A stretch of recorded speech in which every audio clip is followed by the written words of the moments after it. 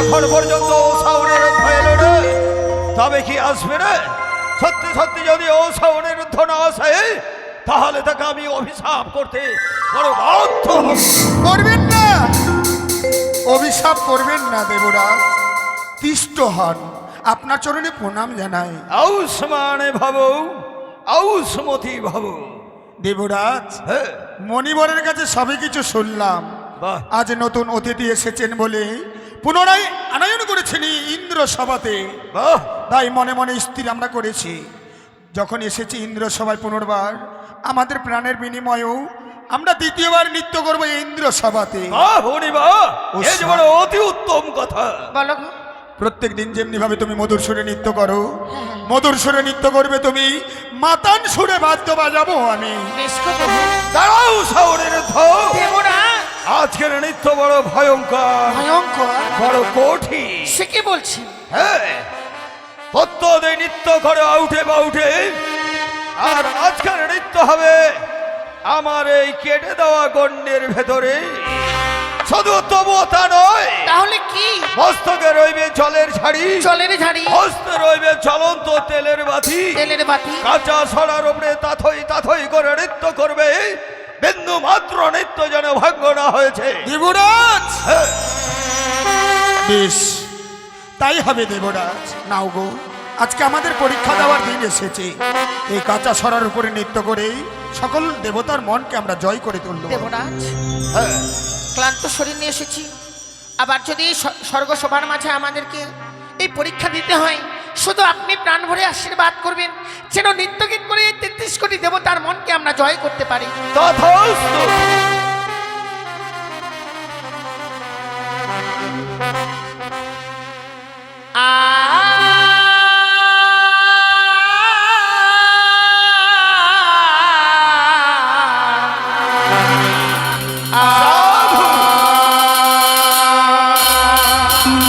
সাধু সাধু সাধু।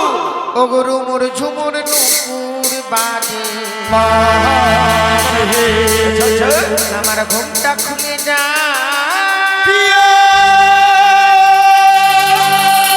তাই মরি লাগে।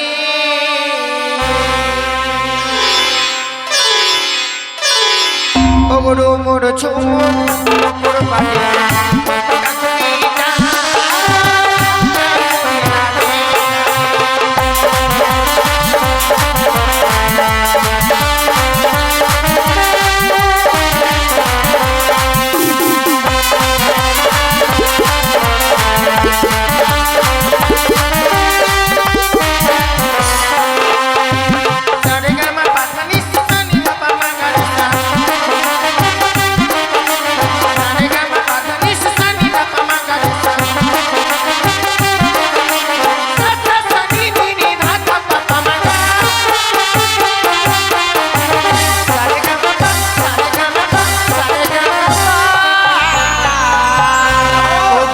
সকল দেবতা আছে বসে নৃত্য করি দেবী সভাতে।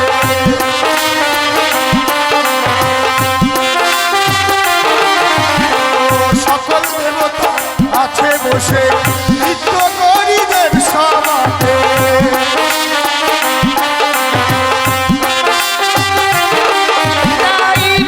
স্বামীর প্রাণে কাঁদে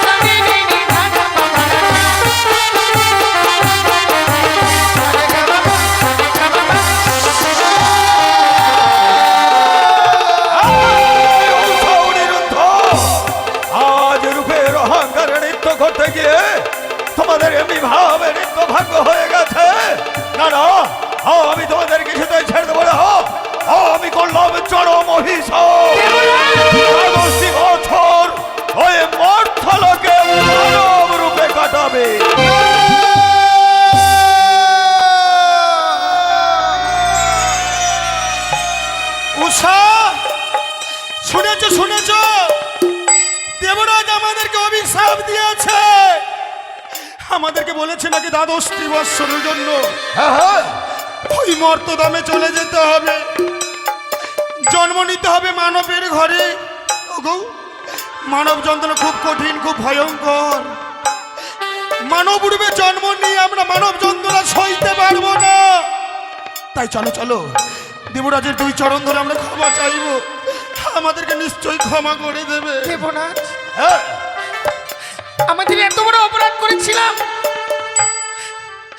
সে আমাদেরকে দ্বাদশটি বছর জন্য চলে যেতে হবে ওই মর্তধামে। হ্যাঁ হ্যাঁ এত বড় অভিশাপ আমি তোমাদের করেছি?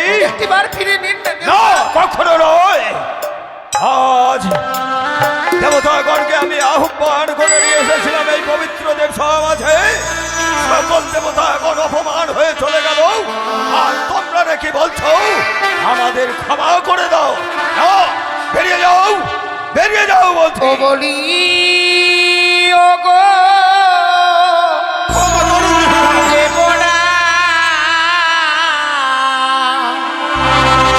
ও মোদের বিনা দোষে দিলে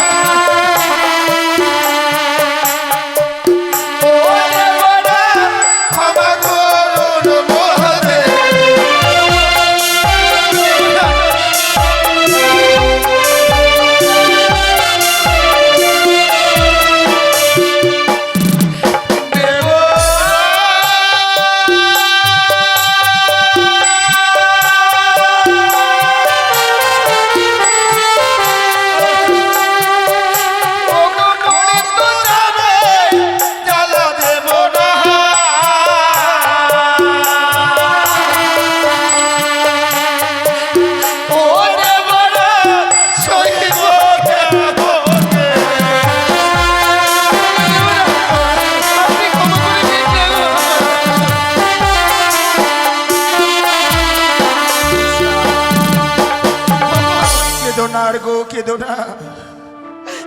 আমাদের চোখের জলের দাম আজকে কোনো দেবতারাই দেবে না। যেই দেবতারা এতদিন ধরে বলে এসেছিল উষা অনিরুদ্ধ, তোমাদের নৃত্যগীত না দেখলে আমাদেরকে ভালো লাগে না, সেই দেবতারাই যেন বৈমুখ হয়ে ফিরে গেছে সকলে। তাই চলো, আমাদের যখন স্থান নেই ইন্দ্র সবাই মস্তকে পেয়েছি যখন অভিশাপ, চলো আমাদের দুই নয়ন যেদিকে যাবে আমরা সেই দিকে চলে যাব। দাঁড়াও শোনো, দাঁড়াও তোমরা। ওগো দাদা, হ্যাঁ আজকে দিনে তোমার কাছে অভিশাপ পেয়েছে দেখি চলেই যাবে উৎসর্গোত্তর দেব সভা থেকে। কিন্তু যে দেখেছো দাদা, এক এক করে 33 কোটি দেবী দেবীগণ সবাই যেন বহিমুখে ফিরে গেল। কেউ নিতে চাইলো না তাদের দায় দায়িত্ব। ওগো দাদা, কিন্তু ভগ্নী ভাবনা, আজকে দিনে আমি তাদের দায় দায়িত্ব নিতে চাই। এ কি বলছিস ভগ্নী ভাবনা? হ্যাঁ দাদা, সকল দেবতা এখন বৈমুখ হয়ে চলে গেল, এই উৎসবের ধর কেউ ভার নিতে চাইল না। তুই এমন করে ভার নিতে চাইছিস, ইহার কারণ? দাদা হ্যাঁ তাদেরকে আমি মর্তধামে নিয়ে যাব, আর মর্তধামে নিয়ে গিয়ে আমার লীলা প্রচার করবো। এ কিন্তু ভগ্নী ভাবনা, দাদা, এ তুই বলতে পারিস কতদিন এই উৎসবের ধরে তোকে শ্রবণ দর্শন না করলে আমি থাকতে পারি না। এই উৎসবের তো চলে গেলে কে শোনাবে আমার গান, কে দেখাবে আমার নৃত্য? উষা, দেবরাজ, ও অনিরুদ্ধ, এই তোমরা বিশ্বাস করো আমি তোমাদের মন থেকে অভিশাপ সে আমি করিনি। এই ছলনা ভাই পদ্মাবতীর কারণে আমি তোমাদের না গো দেবরাজ, আপনি আসলে যেটা ভাবছেন সেটা না। কথাই বলে না, যে যেমন কর্ম করবে ঠিক তার ফল তেমনই পাবে।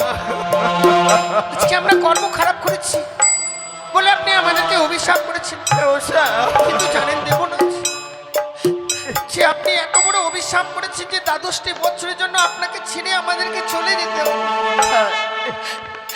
এই মর্তধামের জ্বালা যে আমরা সহ্য করতে পারবো না দেবরাজ। এসো ভগ্নী পদ্মাবতী, এসো উষা অনিরুদ্ধ। ভগ্নী পদ্মা, আজ উষা অনিরুদ্ধকে আমি তোর হস্তে তুলে দিলাম।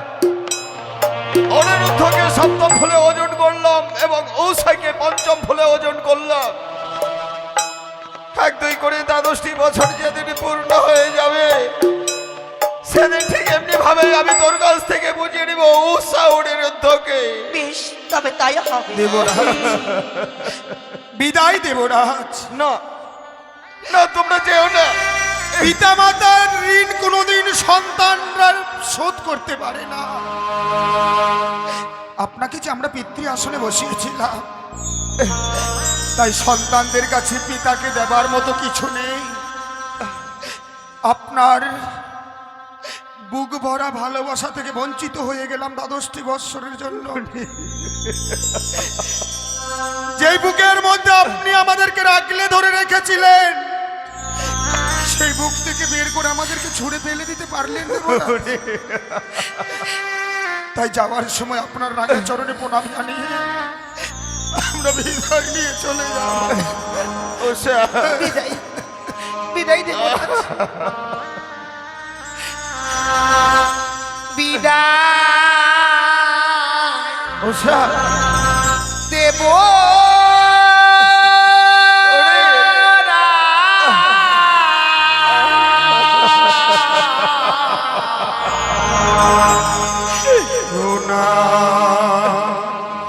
চরণে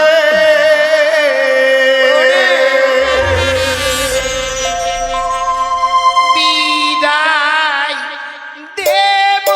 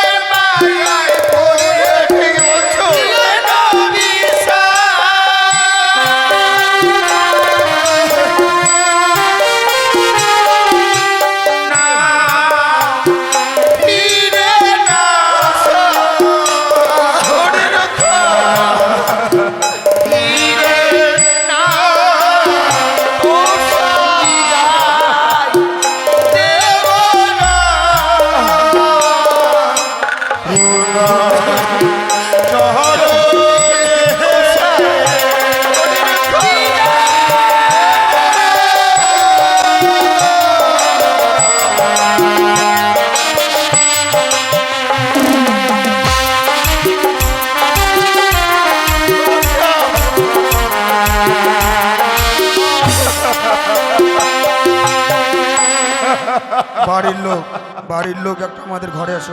হেরে গেলাম ওই পদ্মাবতীর সাথে। জানি না কবে 1-2 করে 12টি বছর পূর্ণ হবে, তবে ফিরে আসবে আমার প্রাণা থেকে উষা অনিরুদ্ধ। না না, ওই তো হংসের রথে নিয়ে চলে যাচ্ছে পদ্মাবতী। আমি একটু এগিয়ে গিয়ে দেখে আসি। উষা অনিরুদ্ধ।